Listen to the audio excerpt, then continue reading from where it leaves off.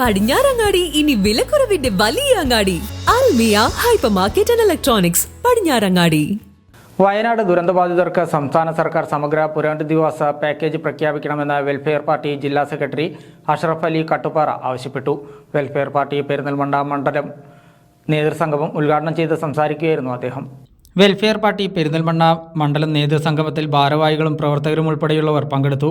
Welfare party ജില്ലാ സെക്രട്ടറി അഷ്റഫ് അലി കട്ടുപ്പാറ നേതൃസംഗമം ഉദ്ഘാടനം ചെയ്തു.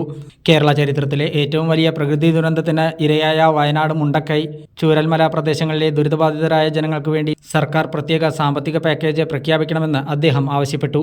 നഷ്ടങ്ങൾ പരിഹരിച്ച് അവിടുത്തെ ജനങ്ങൾക്ക് പഴയ ജീവിതാവസ്ഥയിലേക്ക് മടങ്ങിവരാൻ കഴിയുന്ന പദ്ധതികൾ സർക്കാർ തന്നെ നടപ്പാക്കണം. ഇത് മുൻനിർത്തിയാണ് പാക്കേജ് തയ്യാറാക്കേണ്ടതെന്നും അദ്ദേഹം കൂട്ടിച്ചേർത്തു.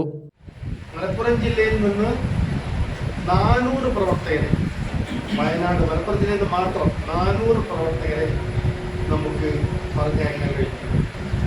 ഇത് ഒക്കെ എടുത്ത് പരിശോധിച്ച് പോയി കഴിഞ്ഞാൽ ഇന്ന് നമ്മൾ സാധാരണ പറയല്ലോ, ഈ ഒരു സാധനം എടുത്തിട്ട് അങ്ങോട്ട് വെക്കാൻ പോലും ഇന്ന് കൂലി എന്ന് വെച്ചാൽ അതുപോലും ആത്മാർത്ഥമായി ചെയ്യാത്ത ഒരു സമൂഹത്തിനിടയിൽ നിന്നുകൊണ്ടാണ് മനുഷ്യ സ്നേഹത്തിൻ്റെ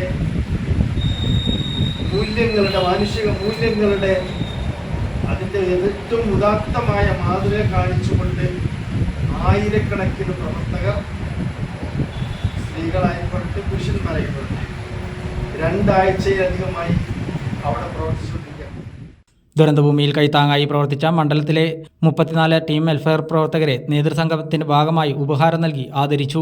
മണ്ഡലം പ്രസിഡന്റ് അത്യുക് ശാന്തപുരം അധ്യക്ഷനായിരുന്നു.